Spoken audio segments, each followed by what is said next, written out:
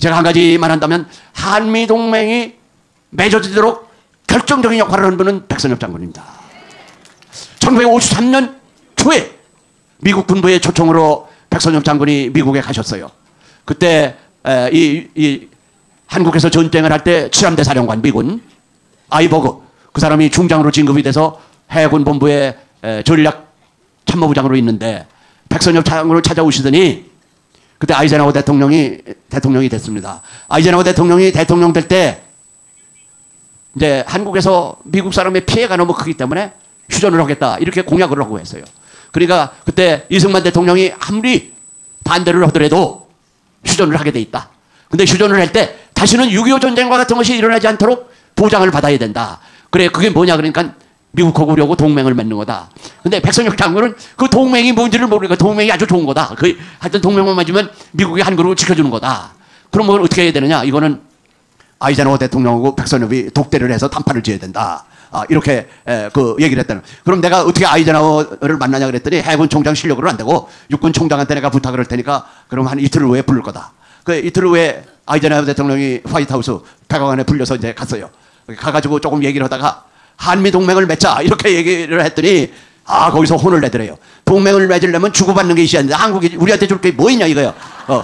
그래서 쫓겨났대요. 이게 말 같지도 않은 소리를 한다. 근데 한 이틀 있더니 아이젠하워가 다시 백선엽 장군을 부른 겁니다. 왜? 아무래도 휴전을 해야 되니까. 그러면 한미 동맹을 맺어주겠다. 그러면 가서 이승만 대통령을 설득을 해라.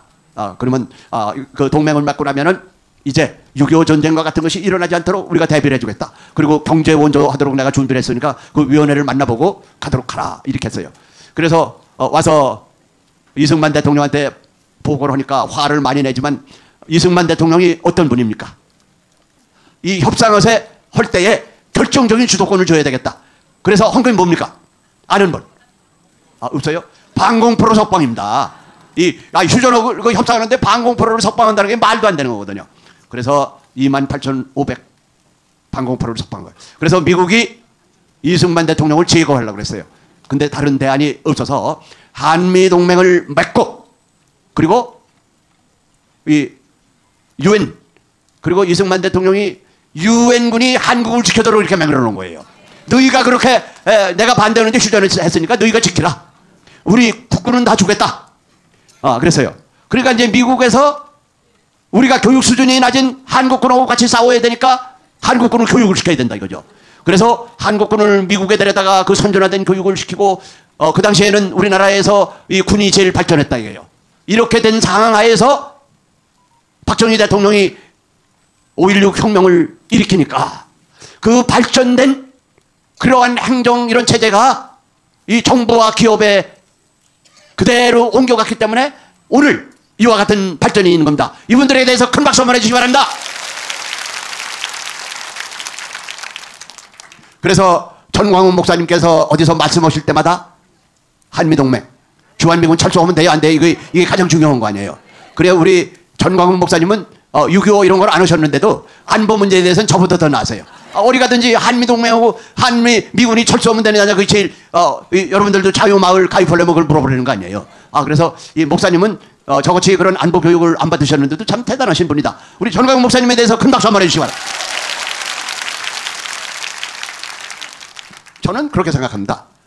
지금 참 우리가 최대 위기를 맞고 왔는데 여기서 우리가 최선을 다해서 할 것은 윤석열 대통령이 지금 종북 좌파 윤석열 대통령을 탄핵하려고 그러는 거다 이거예요. 이거를 막아내는 겁니다. 이것을 그리고 지금 또 여당이 분열되어 있다 이거죠. 이것을 막아낼 수 있는 그 인물은 우선 전광훈 목사님을 중심해서 뭉치는 거고 우리 자유마을이 이것을 막아내야 되고 여러분들은 막아낼 자신이 있다. 여러분 큰 박수 한번 해주시기 바랍니다. 이거는 말로 해서 안 되는 겁니다. 이건 조직의 힘으로 막아내야 된다 이거죠. 이건 말로 막아내는 거 아닙니다. 조직의 힘으로 막아내야 된다. 저는 이 11월 달이 이거 전투가 일어나요. 왜? 11월 15일 뭐죠? 이재명 판결이 나오는 날이다 이거죠. 그리고 11월 25일 이 종북 좌파는 이 6.25 전쟁 때 북한과 같은 그런 전쟁 준비를 지금 할 수 있을 겁니다. 이 전쟁 정비에 대응할 수 있는 세력은 누구죠? 우리 자유마을 광화문 세력. 이 세력이 유일합니다. 어떤 분들은 이렇게 얘기합니다. 아니, 윤석열 대통령을 탄핵한다는 건 말도 안 된다. 법적으로도 안 된다. 아니, 그러면 박근혜 대통령은 무슨 법적으로 거의 가당해서 되는 게 아닙니다. 지금 이 좌파들은 윤석열 대통령을 탄핵하기 위해서 그 조직을 만들어서 또다시 그런 촛불 세력을 키우려고 합니다. 이걸 제압할 수 있는 건 누굽니까? 여러분들 지금 어깨가 무겁습니다. 저는 한 사람의 힘이 무궁무진하다 이렇게 생각합니다. 서울교회 이종윤 목사님은 북한의 인권을 보장하기 위해서 천만 서명을 할 때 어떤 권사님은 70만을 받았어요. 혼자서. 그리고 한미연합사 해체할 때 귀신 잡는 해병 박환인 이분은 31만을 받았다 이거죠. 여러분 지금 아직도 우리 자유마을 1000만이 안 되고 있다는 것은 저를 포함해서 모든 사람들이 큰 책임이 있습니다.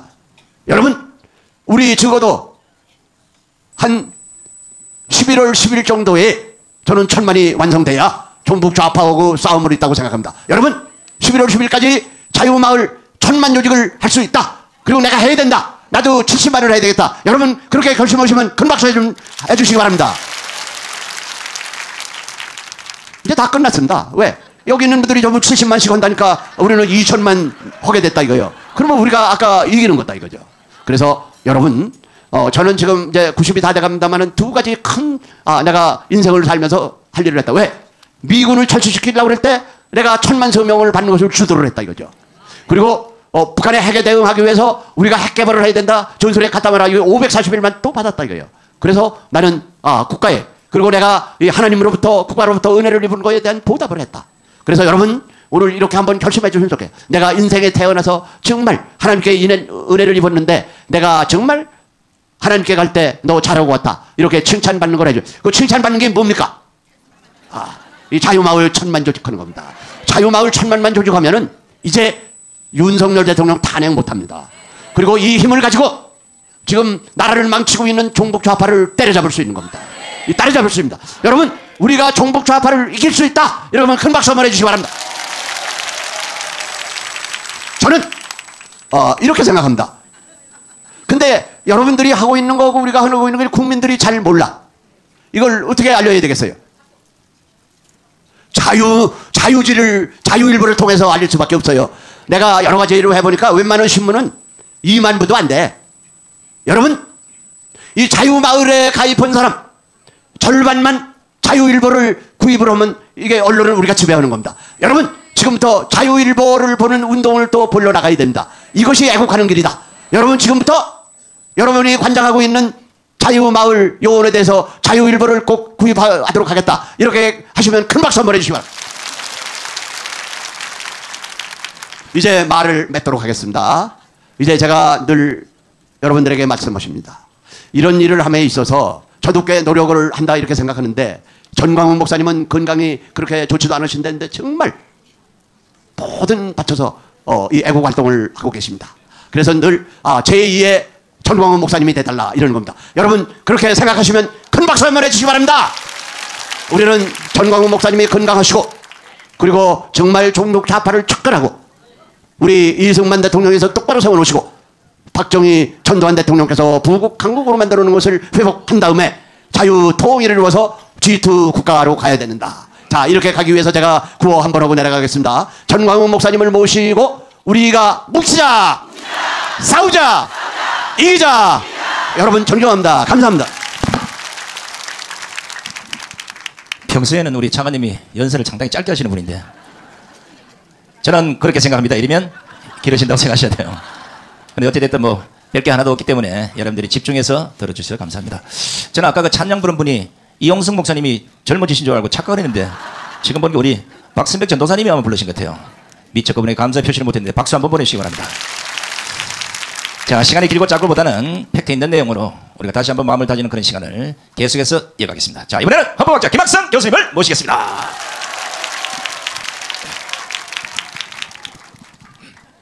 저는 오늘 이렇게 PPT도 준비 못했고요. 연설문도 없습니다.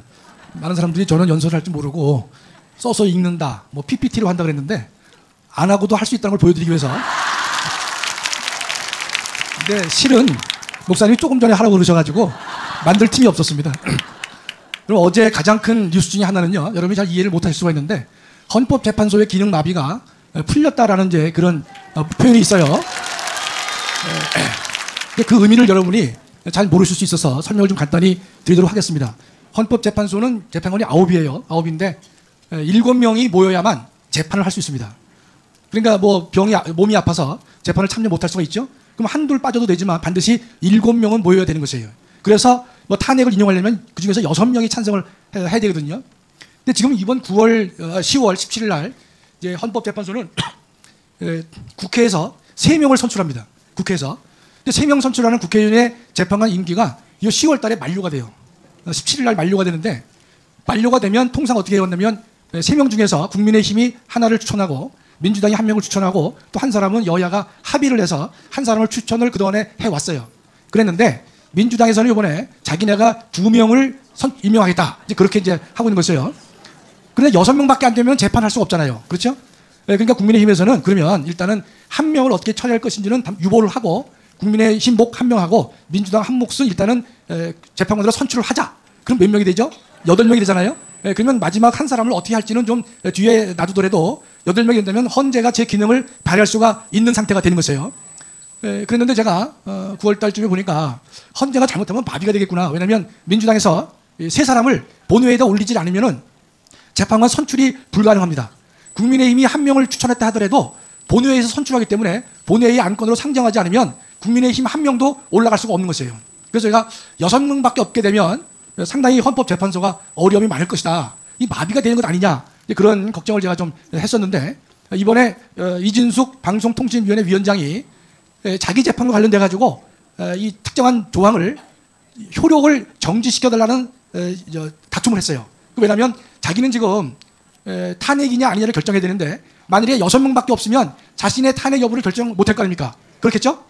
7명이 안 되니까 그렇기 때문에 헌재에다가 그 조항 7명이 모이지 않으면 안 된다는 조항에 대한 효력을 잠시 중단해달라고 헌재에 요구를 했는데 헌재가 그 요구를 받아들였습니다. 이건 뭐 박수치기에 충분한 내용이에요. 왜냐하면 제가 헌법 교수를 30년 넘게 했는데 최근의 헌정 질서를 보면요. 전혀 제가 알지 못하는 일들이 막 발생해요. 헌재 재판관 3명을 선출해야 된다면 한두 달 늦어지는 경우는 있었거든요. 그러나 민주당이 목리를 부려서 1명도 선출을 안 할 수도 있겠구나. 그런 상황은 상상도 못 해봤거든요. 또 두 번째는 그 7인 심리가 되는 조항을 효력을 정지시켜서 시킨다면 6인도 가능하겠다. 그건 제가 생각도 못 해본 얘기입니다. 그 헌법 교수의 머리 밖의 상황들이 발생했고 그것이 이번에는 당연히 헌재가 위기를 겪거든요. 그러니까 7명이 안 되면 안 되기 때문에 7명이 나야만 심리가 가능한 그 조항의 효력을 정지하는 것을 했기 때문에 앞으로 헌법재판소가 그 기능을 나타내는데 어려움이 제거가 됐습니다. 너무 감사한 일이 아닐 수가 없어요. 이 방송통신위원회의 이준숙 씨가 왜 탄핵이 됐느냐? 내용은 이렇습니다. 여러분 방송통신위원회 TV에서 보면요. 화면을 보면 딱 2사람이 앉아 있습니다. 지금은 뭐 보여주지도 않죠. 한 사람밖에 없으니까. 2사람밖에 없어졌어요. 왜 그러냐면 거기는 위원이 5명이에요. 5명인데 방통위원장을 대통령이 2명을 임명합니다. 근데 3명은 국회에서 뽑도록 돼 있어요.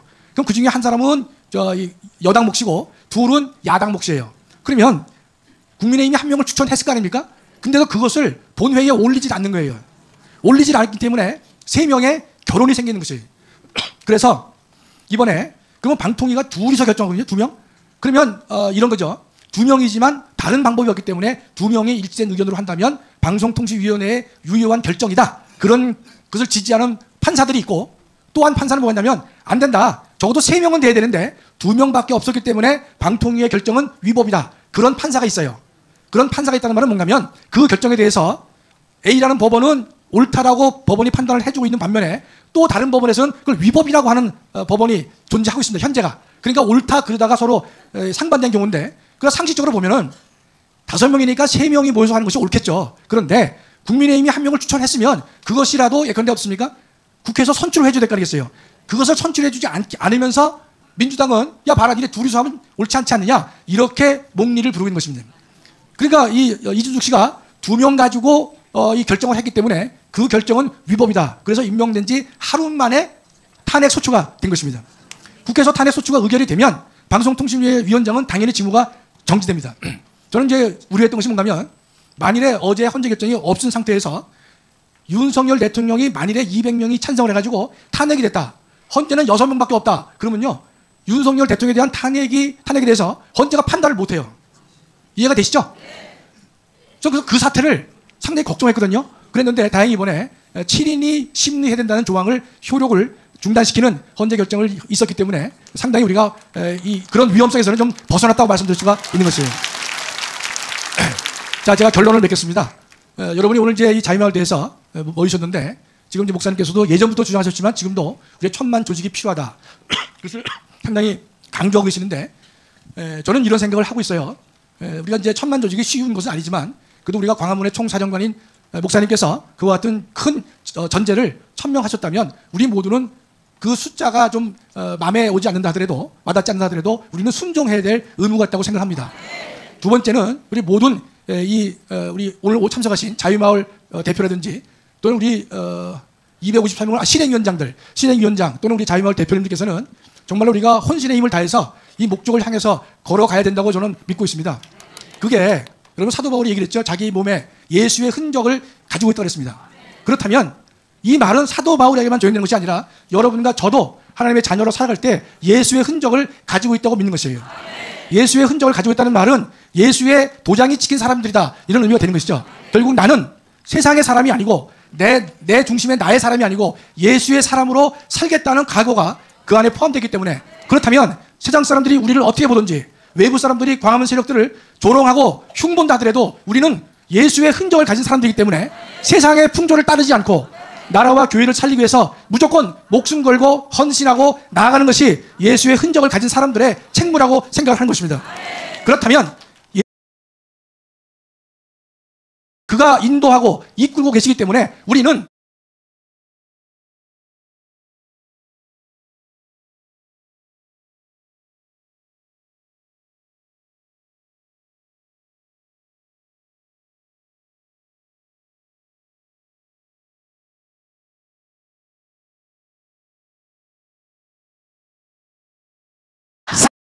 싸우자.